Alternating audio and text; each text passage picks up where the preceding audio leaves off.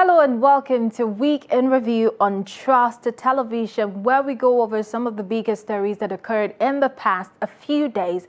And of course, we start with some of the biggest stories like the ASU strike and, the truck drivers closing down the Kaduna highway. But we'll start with the truck drivers' story, where on Sunday they closed down the Kaduna highway to protest against what they termed the frequent arrest of their colleagues by police in Kano State, and the drivers who blocked the access of Naibawa flyover to popular Kwanar Dawaki Park caused a major gridlock in the area. Abbas Ibrahim Dalibi has more. Stranded passengers were forced to trek for some distance as the aggrieved drivers brought commuting to a total stop. Umaru Munkaila is one of the truck drivers. He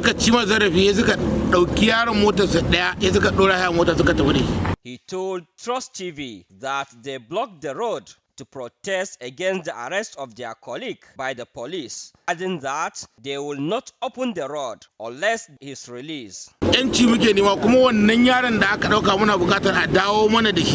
He said, despite the challenges the drivers face on the road due to the bad road and security issue, their members are being maltreated and exploited by the police in Kano State. Once kidnapped and spent 15 days in the kidnappers' den, my family had to sell my belongings to pay the ransom before I was released.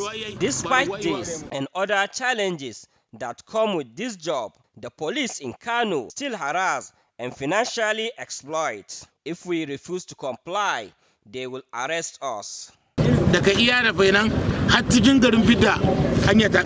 Sadisu Musa conveys goods from the popular Tashar Dawaki station to Kano Metropolis using a mini truck. He disclosed that policemen from different divisions in the state regularly storm the station to forcefully collect money from drivers, adding that the issue is getting worse. Tacted, the police public relations officer in Kano, Abdullahi Kiawa, did not pick his calls and also did not reply message sent to him. The truck drivers also blocked the popular Lagos-Ibadan Expressway along Isherikara axis on Sunday, 31st July from 7 a.m. till 3 o'clock in the afternoon, causing a serious gridlock within the area. The truck drivers also extend the blockade to the Lagos-Ibadan Expressway along Isherikara in Ogun State to protest against police exploitation. When contacted, the police public relations officer in Ogun State, Abimbola Oyeyemi, confirmed the incident. The hope of the truck drivers on whose services the country depends on for transportations of goods is to have secured and accessible roads that are devoid of police harassment and intimidation. Abbas Ibrahim Dalibi, Trust TV, Kano. And Nigerian students have been reacting to the extension of the strike by Academic Staff Union of Universities ASU by another 4 weeks. Musa Luka reports that the extension is seen by some students as an act of insensitivity by the federal government and the union to the plight of students in Nigeria. Take a look. News of the 4-week extension broke on Monday after 5 months of the action, which began on 14 February this year. President of the union, Emmanuel Oshodeke, who disclosed this via a statement on Monday, said the decision was to give the government enough time to resolve all outstanding issues with the lecturers. The prolonged strike has made some students look for part-time jobs as alternatives, while others remain idle. Some students residing within Abuja told Trust TV what they have been doing since the beginning of the strike. I'm currently doing video editing though, but that's not what I signed up for. It's due to this ASU strike. I had to get into that. It's not fair. This strike isn't really affecting me, but it's quite disturbing because I'm a final year student and just few signatures left and I should be a graduate. And I don't know why I should still be at home by this time doing nothing. Okay, apart from the work that I'm doing. If I don't have a job, what of others that don't have a job? What would they be doing in their houses?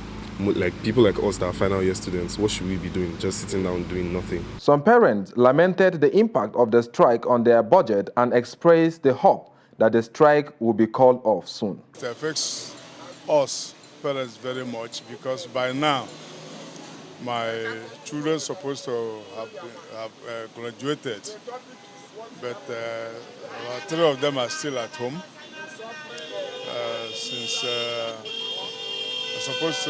two supposed to graduate last year, and due to all this incessant strike here and there of ASU. And there is nothing we can do. We cannot fight government, but it's very unfortunate for what we are experiencing in our country. The ASU strike is affecting the whole region, precisely as in a taxi. Like my junior one in school, they have been abandoned in the village. They have been abandoned there. Nothing for them, no school, nothing. I mean, so it's also affecting us that sponsor them, believing that okay, with so time I think we might have done with this one, and then know one or two things to forge ahead with. Many believe that the heightened insecurity in the country may not be unconnected to the strike, as the many idle hands of Nigerian youth may just have been employed, albeit negatively. Musa Luka, Trust TV News, Abuja. And now back to the Federal Capital Territory, where the former's recreationist sport, the Millennium Park, has reopened almost 2 years after the Mohammed Bello-led FCT administration shut down activities in order to contain the COVID-19 pandemic. To access the reopened park, fun lovers would have to present COVID-19 vaccination cards or take an on-the-spot COVID jab for those who are yet to be vaccinated. The report. Established over 2 decades ago, Abuja's Millennium Park has been the go-to spot for outdoor fun seekers in the nation's capital.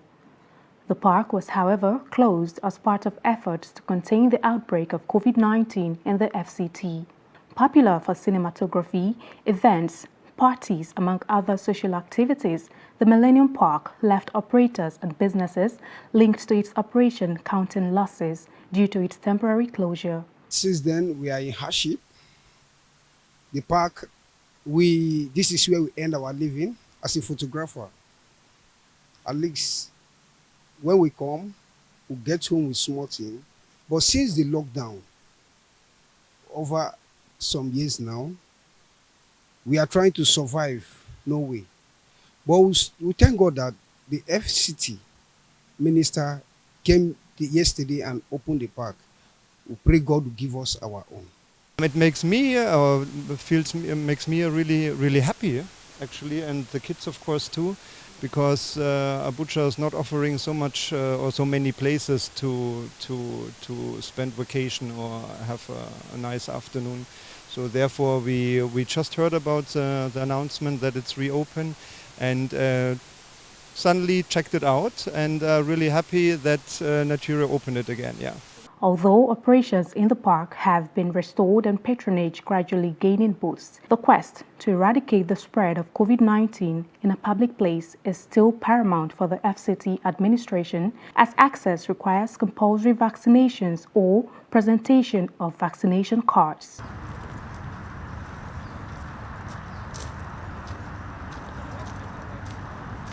Meanwhile, there are calls on the park's management to maintain hygiene, provide services and initiate activities that are easily accessible to the public. We look forward to keep coming here and for it to remain as clean as it is now and as taken care of as it is now. And just take care of it, keep it maintained, and we're very happy to keep coming back. It's beautiful to have this freedom of being able to do what we want in an open space, but just keep it clean and have some accessible bathrooms and just somebody who's selling some drinks and it would be fine. Yeah, it's cool, and it's really cool to be outside and not the whole time in the house, and it's cool to go with the dog out, and there's so much place you can play with him, and yeah, it's really cool. Upon its reopening, the FCT administration commended the management of the park for upholding the park's international standards with regulations on opening and closing time, perimeter fence, lights, security and toilets, among others, in line with the FCT park policy. Aisha Salihu, Trust TV News, Abuja. And away from Abuja, the Delta State Police Command has neutralized 3 armed men suspected to be members of the proscribed indigenous people of Biafra IPOB at the Ogbada quarters along Ila Akuku Igbo Road and addressing journalists at the force headquarters in Asaba. During the week, the Commissioner of Police, Muhammad Ari Ali, revealed that the patrol team attached to Ila Division while on stop-and search duty at Ogbada quarters along Ila Akuku Igbo Road were attacked by the suspected IPOB members. He added that his team engaged them in a fierce gun duel, which led to the death of one of the hoodlums, while other members of the gang escaped with gunshot injuries. Take a look. That paid off this early morning at about 0730 hours when the DPO Ila and his men were out on stop and search. And the sinister group came in and attacked them,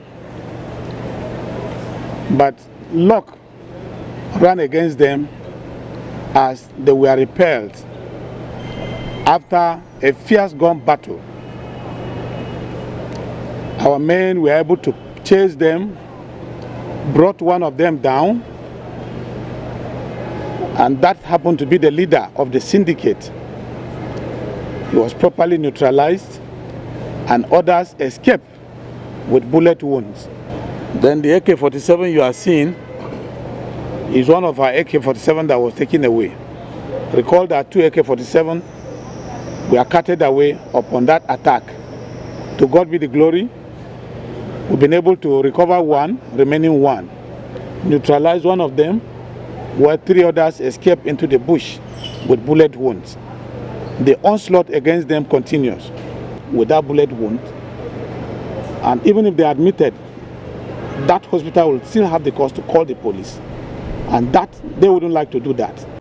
And still talking security, as incessant attacks and abductions for ransom continue to disrupt socio-economic lives of both urban and rural communities in Kaduna State, terrorists who now move freely in all communities across Kaduna State hit Ababa Ruga, Kwari Mekoto and Kora villages on Sunday night. The terrorists killed abducted persons and rustled animals without any resistance from security operators. Trust TV's Abdullahi Yamadi visited the recently affected communities few kilometers away from Kaduna City and filed in this report. This is the second time terrorists are attacking Babaruga village, which is just 3 kilometers from the ancient city of Kaduna. And because of their siege, they killed 2 residents and rustled an unspecified number of animals. Residents say the terrorists, numbering about 30 armed with AK-47 rifles, arrived the village around 2 a.m. on Sunday night and forced their way into the houses of their victims. Most of our families have fled this village since Monday morning to areas perceived to be safer in Kaduna, and almost every one of us here passed the night either on rooftop or on top of trees. This resident, who narrowly escaped from the hands of his abductors, has a gory tales about the terrorists' inhuman behavior. My escape from the hands of terrorists is by the special grace of God. It is by Allah's intervention I escaped. We were about 11 abductees. They were pushing and beating mercilessly along footpaths in the bushes. It was dark at night and I tactfully withdrew. The sad thing is that residents claim that they put several distress calls through to security operatives, which were not responded to. These communities The terrorists abducted 7 people and dispossessed the villagers of their money and valuables while roasting over 150 animals. Farmers have been sacked from their farms, prevented from attending markets and any other form of religious or social gathering by the terrorists who are in total control of their communities. People here have lost hope as they are left at the mercy of terrorists who determine who sees the next day and who doesn't. Abdullahi Ismayamadi, Trust Television News, Kaduna. 5 victims of Kaduna Abuja train attack on Tuesday regained freedom, and those released are Professor Mustafa Umar, Imam, Akibu Lawal, Abubakar Ahmed Wafai, Mukhtar Shaibu, and Sidi Aminu Sharif. And Daily Trust is reporting that Kaduna-based publisher Tukur Mamu, who voluntarily engaged in negotiating the release of the victims, but backed out due to threats to his life, has confirmed their release. And meanwhile, one of the freed victims of Kaduna Abuja train attack who said dialogue between abductors of the train passengers and the federal government will go a long way is securing the release of the remaining victims still in captivity.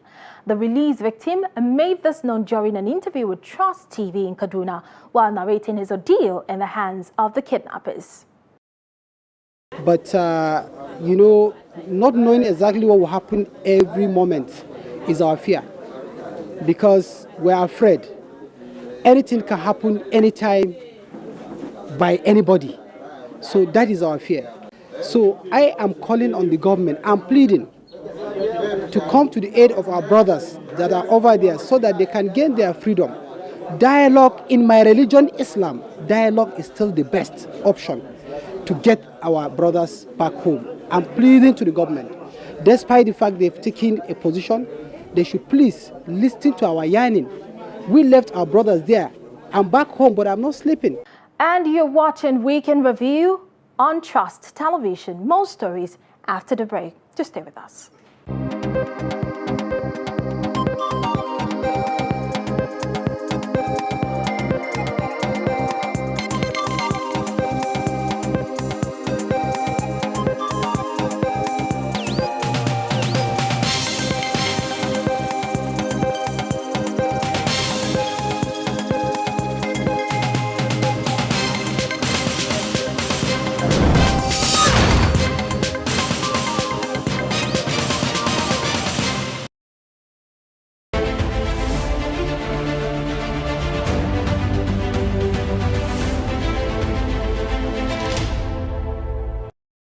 Welcome back, and thank you for staying with us. You're still watching Weekend Review on Trust Television.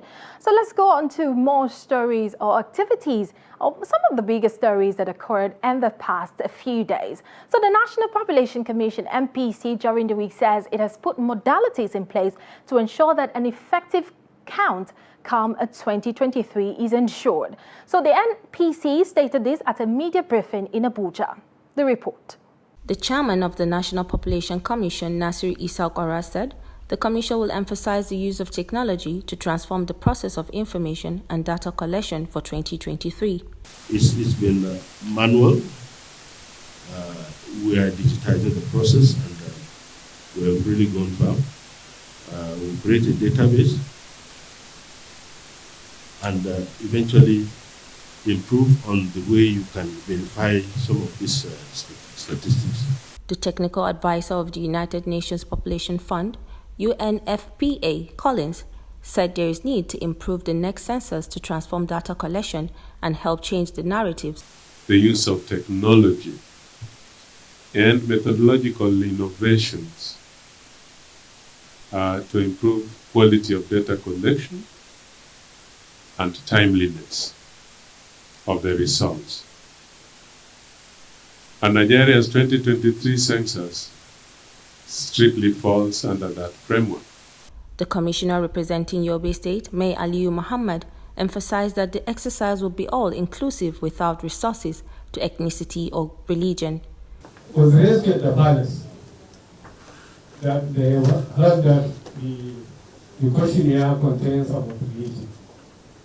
And I assured them that there is nothing about religion and the ethnicity. all these two issues were avoided for obvious reasons. The Director General, Garba Abari, said the partnership between the National Orientation Agency and the National Population Commission is to take the message to the grassroots. What we intend to achieve from this partnership and the collaboration is basically to take the messaging to the grassroots. Like I said earlier on during my opening remarks, that our country is embarking on two very important national events. We all know the National Orientation Agency. It is that agency saddled with the responsibility of always enlightening Nigerians about government activities. It is a relationship that has been there. We just rekindle it. The chairman said the 2023 census will be different, as one does not need to travel to their state of origin to be counted, noting that those challenges will be addressed using technology. Fatima Musa, Trust TV News, Abuja.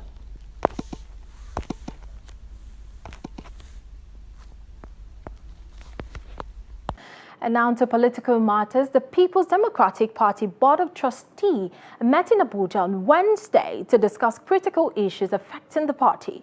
Top among the issues is the lingering acrimony between Rivers State's Governor Nyesom Wike and its presidential candidate Atiku Abubakar as a fallout of the party's presidential primary. Speaking shortly after the meeting on behalf of the BOT, Senator Abdul Ninki declined to make public the grievances of the governor, saying that the committee is set up to hold a meeting with Atiku Abubakar and reach out to Wike to find solution to the existing acrimony between the two parties.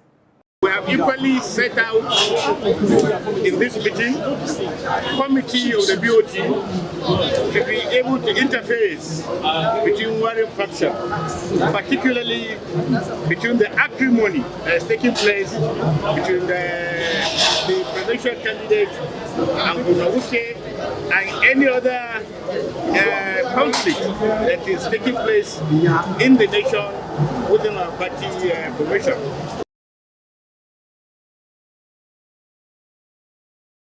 And the Federal Executive Council has approved the contract to buy 60 utility vehicles with gadgets and associated accessories for security agencies working in the Federal Capital Territory, FCT Abuja. And the Minister of FCT told newsmen at State House Abuja that the vehicles and equipment were valued at over 2.6 billion naira. Also on Wednesday, the Cabinet defended President Muhammadu Buhari's approval of 1.5 billion naira to buy 10 Toyota Land Cruiser vehicles for Niger Republic. Kendi Amodu has more. With speculations rife that the Federal Capital Territory is under siege, it is not surprising that the minister is boosting the capacity of security agencies with the purchase of vehicles and gadgets. But he is quick to downplay the purchase, describing it as routine. The support the FCT administration is providing the security agencies operating within the FCT that is reflected in this memo is part of our continuous support to them. We do that in terms of providing logistics support, equipment, and some other support. And this is just a coincidence, but it's part of our normal support to them. There is tremendous effort by all to make sure that Abuja continues to be a safe haven for all of us. Equally described as routine is the purchase of vehicles worth 1.5 billion naira for the Niger Republic. Minister of Finance Zainab Ahmed says it is not the first time Nigeria has had to support its neighbors to enhance their capacity to secure their countries. Also on Wednesday, the Council of Ministers announced the concessioning arrangement of the Badagry Deep-Sea Port under a public-private partnership. The project cost approved by the Cabinet stood at $2.59 billion, while it was approved that the seaport will be developed in 4 phases with a concessional period of 45 years. This project, it may interest you to know, will also generate a total revenue of over $53.6 billion over the concession period. It will create about 250,000 jobs.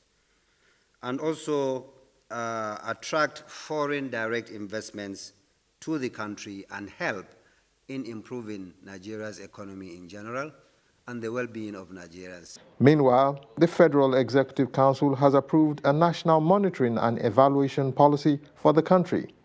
This will establish a framework to promote good governance and accountability. From State House Abuja, Kehinde Amodu, Trust TV News.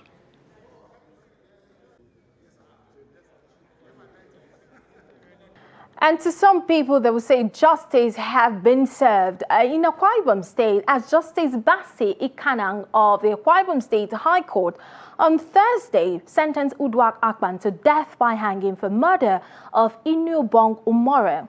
Umore, a graduate of philosophy, University of Uyo, was killed on April 2021, and she was just hunting while awaiting mobilization for the compulsory National Youth Service Corps (NYSC) scheme. Uduak's father, Frank Akpan, and his sister, Awan Basi, second and the third accused, have been discharged and acquitted. And finally, the former Deputy Senate President Ike Ekweremadu will remain in prison till October 31st as his organ harvesting case has been adjourned again. Ekweremadu appeared in court on Thursday anticipating ruling on his bail application, but the judge adjourned the case till the end of October for a hearing. It can be recalled that the Nigerian senator first appeared before the Uxbridge Magistrate Court in London, where the lawmaker denied all the charges against him. Ekweremadu and his wife were initially denied bail and remanded in custody while the case was adjourned to July 7 and later August 4. However, on July 2nd, his wife, Beatrice, was granted bail on the strict conditions. Ekweremadu put in a request for a new counsel on Wednesday. Adamu Bokachua, Senate Committee Chairman on Foreign Affairs, was in court to show support for Ekweremadu. The court allowed only 20 people to witness proceedings, and all recording devices were not allowed in the courtroom. And with that, we have come to the end of this edition of Week in Review. For more, you can join us next week, same time, same station. But for more updates, you can follow us across all our social media platforms. I am Martia Umar. Thank you for watching and stay tuned.